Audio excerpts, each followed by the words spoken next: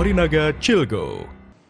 Anda menyaksikan Kompas Update bersama dengan saya Arizona Gali. Saudara, kebakaran melanda sebuah pabrik tekstil PT Kahaptek di Desa Tanjung Udik, Gunung Putri, Kabupaten Bogor, Jawa Barat.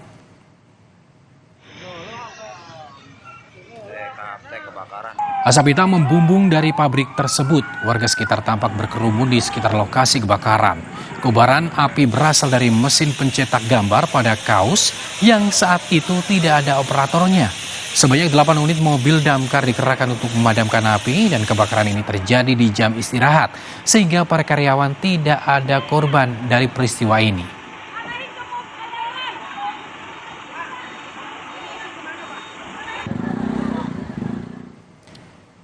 Demikian Kompas Update, saya Arizona Gali, sampai jumpa. Kompas Update dipersembahkan oleh Prenagen, nutrisi lengkap ibu dan buah hati.